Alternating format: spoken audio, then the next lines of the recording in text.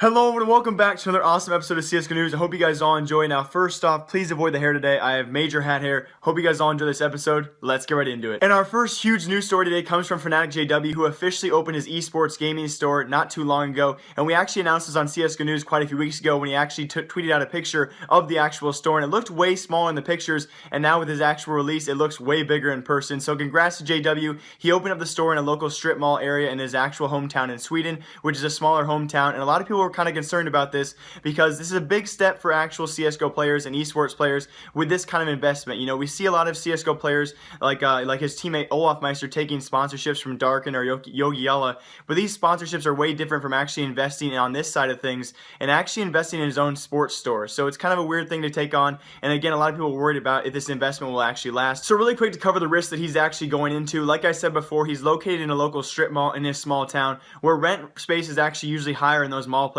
So he's already going to have that high retainer to break even. Again, he's going to have to retain these customer bases as well. You know, a lot of times we have all these gamers ordering things online. He currently does not have an online store. Obviously, that's going to be in the works, and he will add one soon. But his price markups in store offers only one benefit, and that's people coming in. And he said this is one of the main benefits of the store is having kids come in. And first off, on this day one, he had the whole Fnatic team there. You know, Olofmeister, all those guys giving autographs on mouse pads, on keyboards, that kind of thing. But that's only going to happen one in every, however many months, because it's obviously the store opening. So that's not really a benefit to draw people to the store. So what's the actual benefit of people going to his store as opposed to actually ordering online for way cheaper? So there's a lot of risk when it comes to, rent, his prices, actually retain a volume of customers to actually break even. So again, this is a wide expanse for an esports gamer who's never possibly taken this risk before. And obviously there's not going to be Fnatic players in the store every single day as they're going to be gaming and doing their own thing. So if you guys think, oh my gosh, I get to see Fnatic Fluster or JW or Olofmeister whenever I want,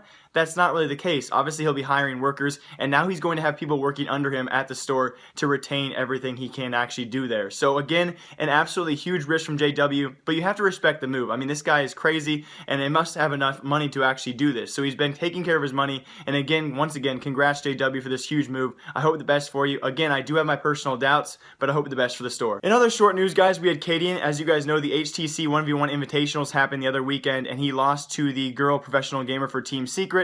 And a pretty convincing series in pistol rounds and rifle rounds. He lost to her, Juliano, and he actually got bullied for a long time after that, obviously being the first guy to lose to a girl there and the only guy to lose to a girl at that event, which was pretty crazy in itself. Now again, we have not given these girls enough credit for that, but ever since he has been bullied, this ESEA story was released where he was actually bullied during a game. People were on his own team were not only copying and pasting the links of the actual match play versus him and Juliano into the actual chat box the entire game, but his other teammates were just following him around and basically trolling him. So I do really feel bad for this. CadiaN is still being bullied for this whole event. I do really feel bad for this guy when you have 13, 14-year-old kids who don't know better, who are just going around to every single game that he's in and basically trolling him. Don't lose to a girl and we won't have a problem. Although that's getting very hard because girls are getting very good at the sport. I am so sorry for this awkward webcam angle. I'm at home right now. I have no time to make the video when I go back to school. So again, guys, I'm so sorry. Hopefully when I move back home this summer to make more CSGO news videos, I'll have a better spot to actually make videos and make them look legit. And in today's biggest CSGO update news, we do have a new rule coming from Twitch. Not necessarily a new rule, actually their terms of service have not been updated since January of 2015. So again, this is actually a former rule that people didn't know about. This rule was already in Twitch terms of service,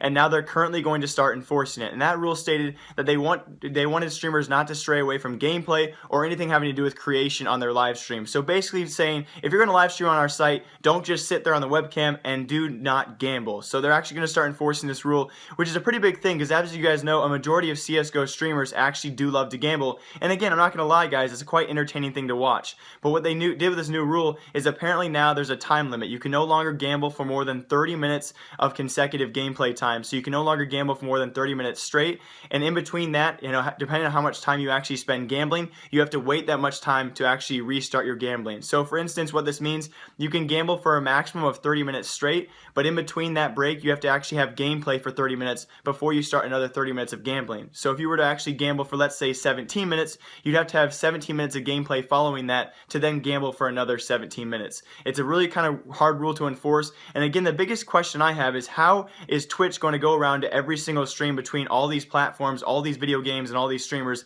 and actually monitor and actually clock in when these guys started gambling? Now, there already have been Australian streamers banned for this. It's a content ban, so it can be appealed. It's not permanent, but it's already causing some streamers some big hectic drama. And again, it was a big news story today. This whole thing kind of started unspiraling down only in the last few weeks, when a lot of CSGO Reddit and a lot of HLTV.org articles started touching on the gambling problem. Now, this was never an issue a couple weeks ago, but all of a sudden, with all the outbreak of 14 and 15-year-old and underage gamblers happening, this whole thing struck the scene all at once, and Twitch is finally starting to enforce this rule. Now, again, I do have my doubts of how well they're actually going to be able to enforce this rule, but we'll see how it turns out. Okay, so a brief intermission from the regular CSGO news. Now, a couple weeks ago, I commented on this random YouTube video, and I told this guy, I don't know why I was bragging about this, but I told this guy that I could bench press 190, and he took a look at my videos, he took a look at me, and he said, wow, you're a lanky dude, there's no way you can do that. So today on CSGO News, I'm going to attempt to bench press 190. If you guys don't want to watch this, feel free to skip forward 30 seconds or 20 seconds or watch me die. Here we go. Now, the real problem is here, there's no way to actually confirm that's a 45-pound bar, that's a 45-pound weight, and whatever I put on it is actually going to be the weight I say it is, or take it for what it is. Let's do this. Ooh, look, 45 lbs, 10 lbs, plus 5 lbs. Hey, little guy. Okay. You can just assume that I'm going to put the same weight on the other side too, because that makes sense. So I haven't lifted in a while, but I think I should get a spotter. But this is YouTube, so if I die, my parents will make money off me, hopefully. This is 175. I think I should be doing this 2 or 3 times. Things I do for a crappy video.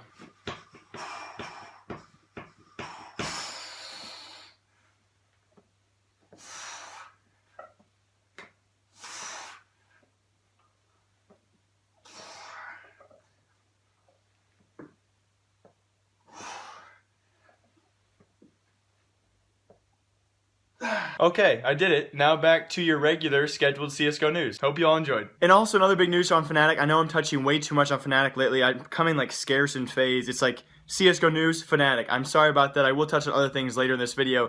But we've also an update from Olofmeister coming out. Now, not necessarily about his injury or when he'll be back. He still has quote-unquote said it might be weeks, it might be months. He's not really sure yet. But he also quote-unquote said they're not really sure what it is yet. And he still does not know what his actual problem is. Now, earlier he said wrist injury. We've heard arm injury. We've heard all these kind of injuries that he might have. But even himself in his interview, personal interview released, he said he actually did not know what the source was. And then he pointed to his breast muscle. He said it might be a breast muscle in the form of whenever he plays, this part of his body tightens up and limits his wrist movement. So it's now not even a wrist injury, but kind of a wrist injury lacking of this kind of muscle. So he's been working out lately, and again, we have not much information about that besides that for Olofmeister. Again, it's seeming like this process of healing is going to take even longer and longer, and again, hoping the best for this guy because his recovery has been one of the longest that I've seen for a while. Hey, Mom! What?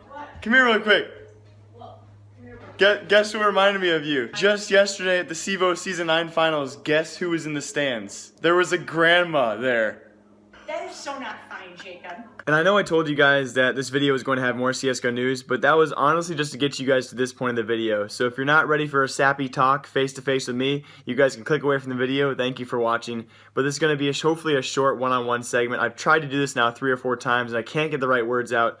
So I really just wanted to say thank you guys. I know you guys have been commenting it down below a lot about the crazy growth we've had the last few weeks. I mean, we went from 7,000 to 20,000 subscribers, and it seemed just like that. I mean, it seems like yesterday I was down here in my basement opening a package of my first sponsor, SK Gaming. It's the package they sent me of hoodies and t-shirts, and it was crazy for that. And now we're almost at 20,000 subscribers, and we're getting a Team YP giveaway for all of you guys, which I will be doing via Twitter or Gleam, by the way, so pay attention to that in the future. Hopefully there will be a link down below to my Twitter. Make sure you follow that just in case, because if you guys don't know, that giveaway cannot be done via YouTube, otherwise I might get a copyright strike. So I'll be doing that via Twitter. You won't have to follow my Twitter, just be watching my Twitter, so when I tweet that out, you guys can enter that giveaway on Gleam or via Twitter. So again, I'm not going to make you guys follow my Twitter account. That's just a boring thing to do. So you guys only have to favorite the tweet. That's probably what it's going to end up being on, is Twitter. So make sure you follow that link down below, and I will give you guys a week to follow my Twitter, so don't worry, it's not going to be anytime soon.